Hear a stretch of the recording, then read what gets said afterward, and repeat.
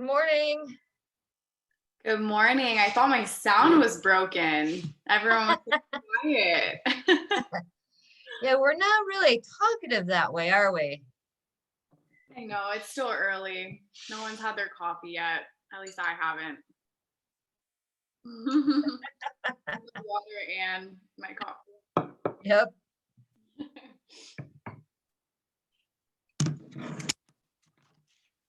Hey, Kyle, how did it go for you yesterday? Did it go really well? It went incredibly well yesterday. I got two definite leads, one of which I already set an appointment with, Oh, wow. and then another potential third lead that came from door knocking as well. So I couldn't be happier about it. Oh, aren't you lucky? This is the second time I've been out door knocking and unfortunately I can say once again I got nothing. Yeah, Not it's real consistent. Kyle, what was your script? Like, what was your purpose for door knocking? so I just went over like the same script that Dan gave us at the beginning, just saying like, "Hi, my name is Kyle Liedblad with Keller Williams of Southern Arizona. I'm here on behalf of a buyer I have that's looking to move into this neighborhood. Who do you know that's looking to sell?" And then that sort of gets people talking a bit. And yeah, I just happened to get lucky and talk to two people that were looking to sell really soon. One couple was looking to sell within this month. So that's the Wow. couple that I set the appointment with. And then there's another guy that's looking to move within the next like 2 to 3 months. So that's another pretty good lead. So yeah, it wasn't anything like too crazy. It's only the second time I've gone out door knocking too. So Yeah. Yeah, good for you. That's awesome. thank you. I'm really excited about it. I'm still like super new to this and everything. So it was good to see some potential results from it. Yeah, it's encouraging for sure. Yes. Yes, very encouraging because I know that I get a little discouraged with doing all the phone calls and then, even though I know that my sphere, everybody is just as poor as I am right now. So I know better. Even I just call them up and say, hey, I need to practice my forward calls, hmm and go from there. Yeah. So Yeah, that's not a bad idea. You could always use more practice, no matter how long you've been doing something. You can always get a little bit better. exactly. Yeah, I had to really work hard because when I started listening to this stuff and doing the scripts and everything, he'd be like, do your forward calls. Well, for me, forward always meant found on road dead, fixed or repaired daily, fixed on race day, and then backwards, driver returns on foot. So I had to retrain my brain to say family, occupation, recreation, dreams. And every time you said forward it, I had to go through that so that I wasn't thinking about cars. I was thinking about family and the rest of them, and that was kind of hard.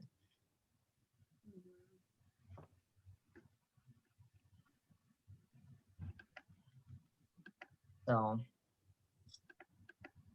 anyway, I'm not the lead here, so somebody else needs to take the lead. Well, I'll tell you what, I got to tell you somebody. I went down for my COVID shot yesterday, my first one. Yeah. Broke the needle in my arm. Oh. I felt like Superman because they couldn't get a needle in my arm, and I had to squeeze on my little finger, a little drop, from what them, underneath the fingernail in order to get the vaccination. But I was so proud. Went home to my cats, and my cats were so proud of me. Now I'm going to do a whole advertising campaign. If you want a guy who can break the needle, call me. Sorry I haven't seen much of everybody because this last week and a half, it's been totally nuts with business. So I hope everything is going well for everybody. And I don't mean to take the lead, but normally I talk a lot anyway. So I'll tell you, we're almost at springtime, right? And what happens to springtime? Robin show up. Oh, I think Robin should take the lead this morning. How does that sound? Robin Freeman. Yeah, Ooh, well, well, actually, we're blessed with a plethora of Robins in this company. There we go. Yeah, I can count. I mean, they're wonderful birds and wonderful realtors. Anyway, Well, this Robin had a closing yesterday and got to deliver keys. I had inspections on another one in the morning that went really well. And I met a contractor over at a townhouse I have under contract and got some estimates and measurements for my buyer. So I was busy yesterday. Excellent. Good for you. Congratulations. Good for you. Thank you.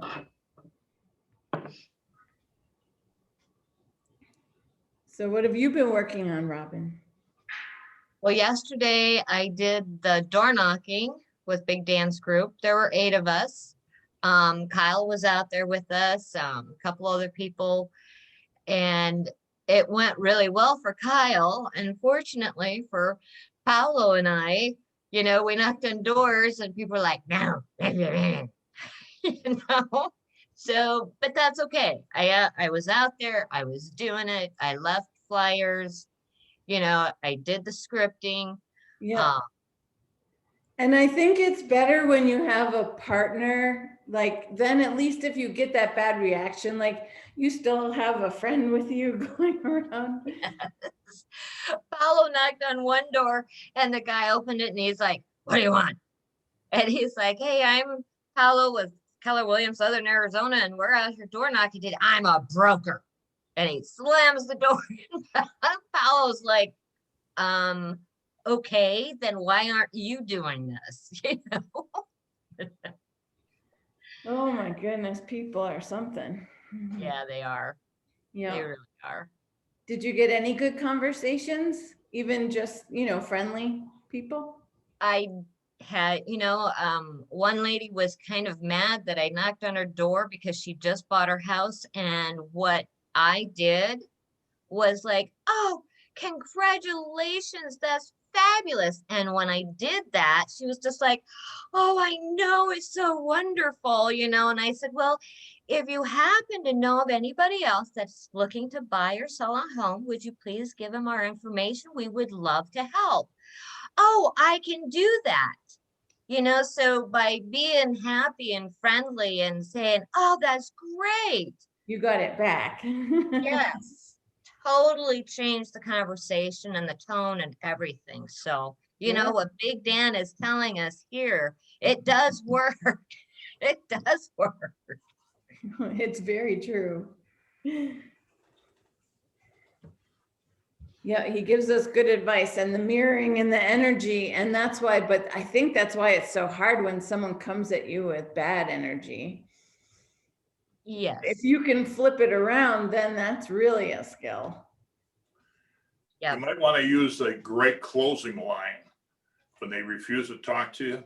Just say, excuse me, sir, but I talked to God this morning. Why can't I talk to you?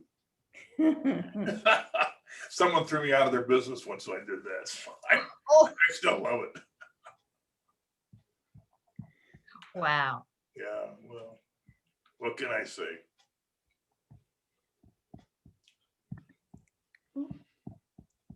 How is the market out there? Are you finding people are calling? Are you finding a lot of things going on, a lot of movement? People are talking about how wild the market is, how crazy it is. I feel like this week a lot more listings came up, at least in my price range. Yeah. People have high expectations. They're going to get more money now than ever before in selling their house. And they're afraid that, that if they wait too long, somebody's going to ruin the whole thing for everybody. So they better get on it real fast. Like the person just told you they just bought a house. Yeah. Great. Do you realize that your house just went up a lot of money in value? You want to sell it now? We'll flip your house and make some more money. I didn't think to say that, but okay. Yeah. So I heard a statistic that for every house that is listing now, there are 23 qualified buyers trying to get it. Wow. And you talk to the appraisers and they are being forced to appraise upward. And they, it's crazy because they know that the house may not have comps going back 6 months that prove what the house is going to sell for, but they also see how many houses are all of a sudden going up in value, asking more money and actually closing. I had a house that I listed back in the end of December that the seller had on the market for 9 months at $800,000, and he canceled his contract with his realtor in September. I come in December, and we listed it for a range listing of 895 to 916, and within 3 weeks we had 2 full price offers. We closed the house last week for $895,000. That's crazy. I look pretty good though. That's great, yeah. But don't be afraid to go for the gusto, go for the gold.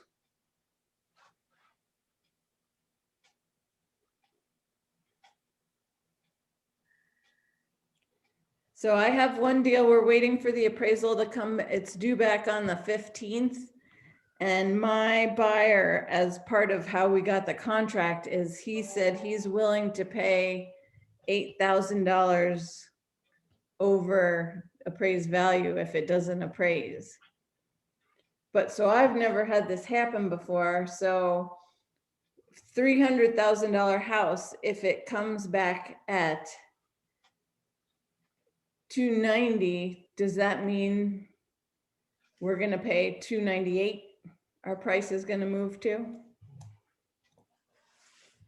That the seller has to drop, because we'll give 8,000, but we won't give 15,000. Do you know what I mean?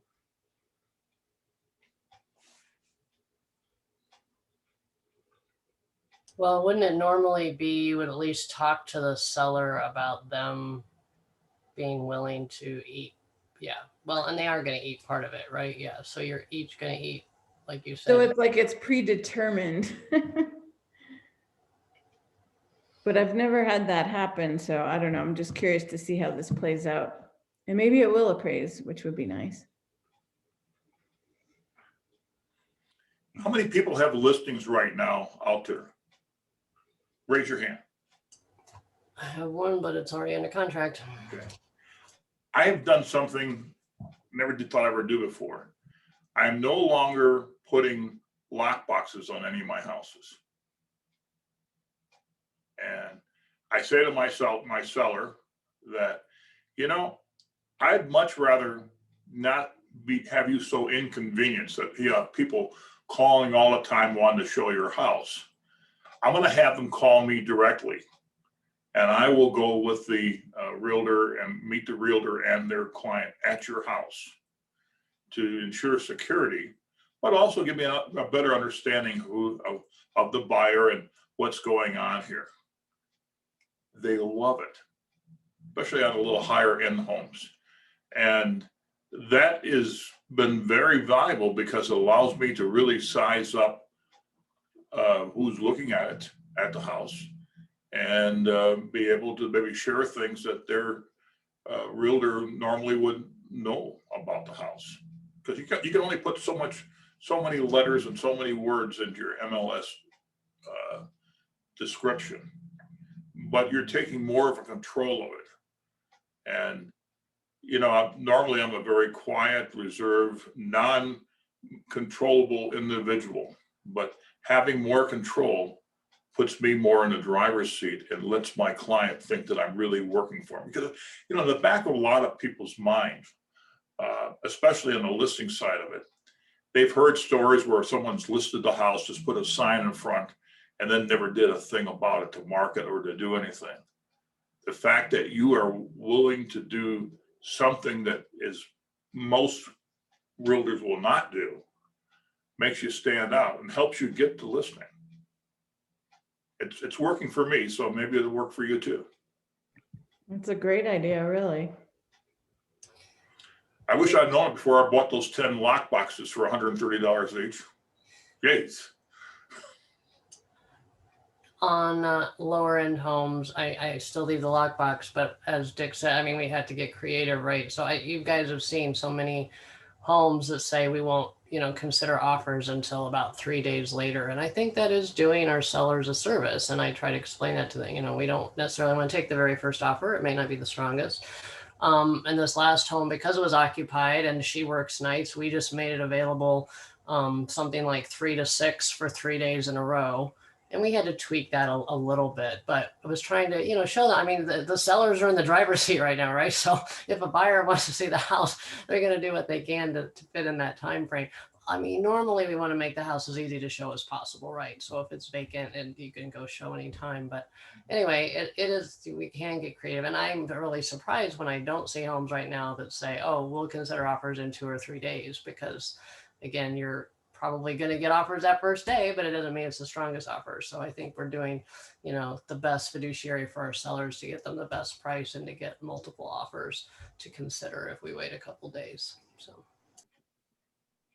I was just going to ask how Dick, how you do your open houses, like, having control versus trying to. How I do the open house? Very easily. Like how you done that over Well, the years. I tell my clients up front, I refuse to do open houses now.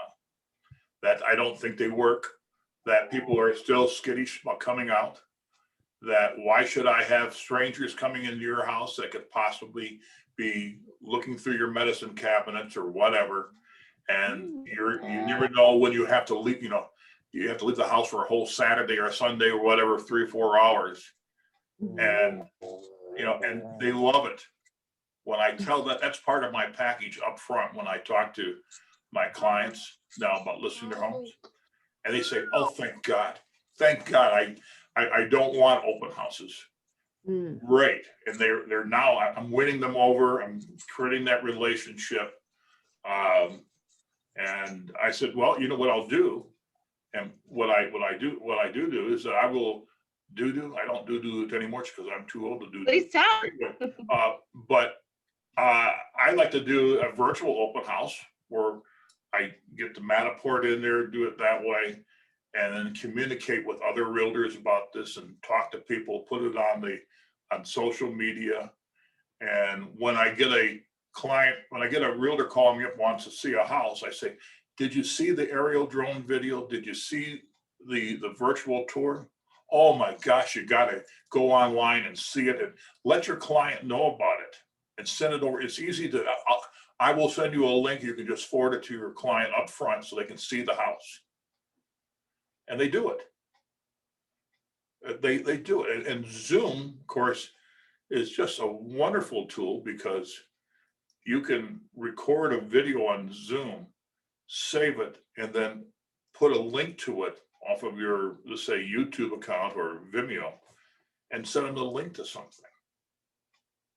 I mean, Zoom is more than just having little meetings like this every Friday, every morning.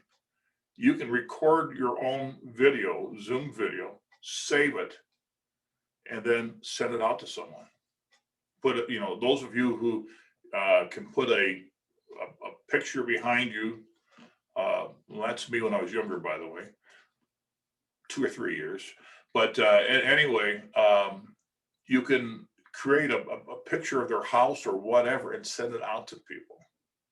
Or, that going on to the National Association of Realtors, you can download the Code of Ethics. Boy, I'll tell you, when you send that as a package or you put that right up front in your binder and you show people when they come to the house that you got the Code of Ethics right there. How many times have you ever seen another realtor show the Code of Ethics? Make yourself stand out. Be different than the other person. We got a great culture here of sharing. And this is one of the things I like best about these meetings in the mornings is we all try to share. things that will help people. Some things may not fit well in your plan, but there's a lot of things that don't cost a lot of money that you could be doing that just raises your image or the perception of who you are. That will get you a business. I got a call yesterday from someone who saw one of my lawn signs, and now I'm listing their house for over $900,000. And they called me up yesterday morning. I saw them at 4 o'clock. I want them to wait 2 weeks so we can build up coming soon, but we want to get the house all straightened out, make it look, even more presentable. But it's a nice house, and it will sell for $900,000. And they thought maybe $700,000. Boy, were they surprised when I told them I just sold a house that's a mile from you, very similar in the same kind of thing, same size, acreage, everything, for $895,000. And now that's on the market and listed as sold for $895,000, I can guarantee you that's going to be used as one of the comps to determine what your house is worth. So yeah, I think I can get $900,000 or better. That's, you talk about your thinking.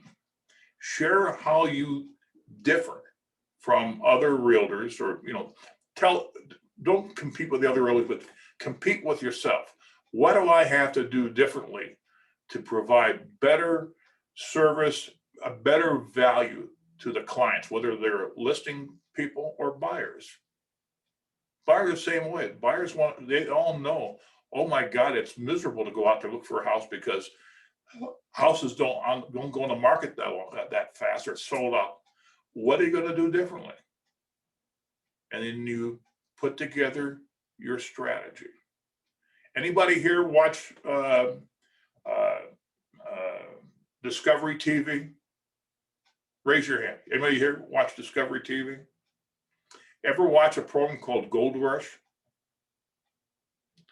I've been watching this now for about 6 months, and finally it's sunk in here that as realtors, we should look at the gold miners in the Klondike, how they find the property that they're going to build their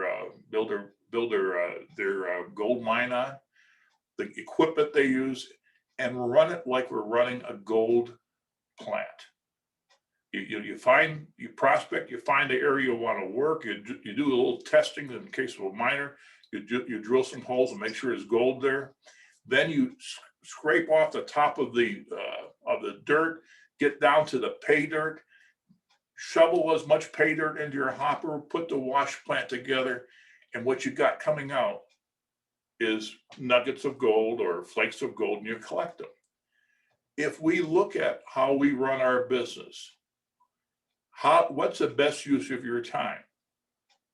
Is it really to go out and knock on doors? I don't agree with that myself personally, but I want to make it easy for people to find me. I want people calling me. Now I'll make calls also, but if I can figure out, or if we can figure out how to run our business like a gold mine, well, this is a mining area out here in southern Arizona. There's lots of mines, but you run it as a gold mine. It's right between your mind is between the two ears and separating your ear and your head.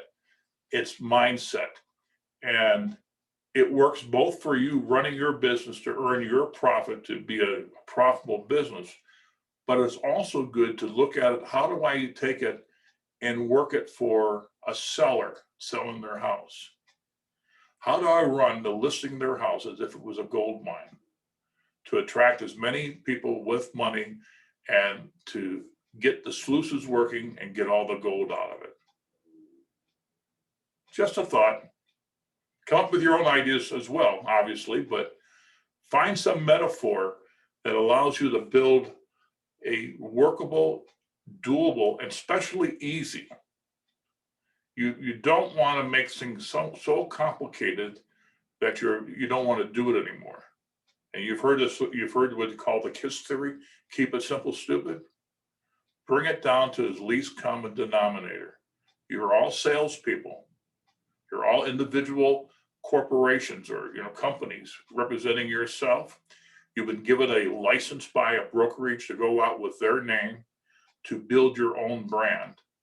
And right now you're in the hottest market in the history of Tucson, history of Southern Arizona. This market, we're now one of 3 states that are the endpoint for the West Coast coming here. And they're all coming in with cash on hand. Somebody told me yesterday they have all this money in their pocket and it's burning a hole in it. And they just have, they can spend anything they want to buy whatever they want. And I said to them, don't ever tell another realtor like that what you just told me. It's fine to tell me because you can trust me, but don't ever tell another realtor that. And they laughed. All right, have fun with it. So that's my message for today. All right. All right, that was awesome. Does anybody, I don't know what time it is. Well, actually, we have a few more minutes, but I just don't know if anybody else had like really just the keep it simple method, like you just realized this week, like that this is something that I'm doing that's nice and simple. Anybody stumble across anything new like that for you? Like Dick was saying, that we can just like rip off and duplicate, but you're like, this works for me. The biggest difference in my business over the last year has been command and keeping my people organized there. Because I used to use the old system eEdge, and I was very disciplined about putting every lead in, but it was terrible. You couldn't search on them and people would just get lost if you couldn't remember them. And so command is just really helping. So anybody you meet, if you get any information on them, put them in so that you can continue to follow up with them. That's been a lifesaver this last year. All the footwork I did in the past years, I'm like, thank you, Passmara, for doing all this door knocking and calling and keeping track of these people, because that's who I've been talking to for the past year since I haven't been going door to door or doing open houses. And so I would just really recommend keeping track of everybody you meet.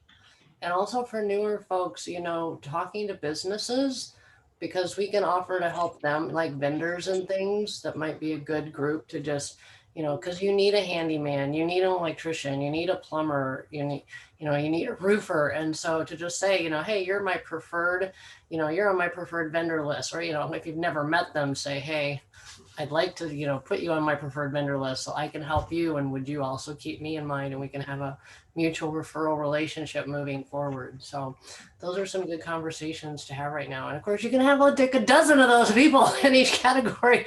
And, just say, who do you give your referrals to? Because most of them will say nobody, or maybe they do know 10 realtors, but how many of them call them every quarter or send them a card or whatever? So it's just, again, the more we talk to people, the more we talk to people, it's a numbers game. That's, and keeping them organized. If people keep talking about those smart plans, and I don't have them solidified, but I put people on them, even though I'm not paying for those auto texts or auto emails.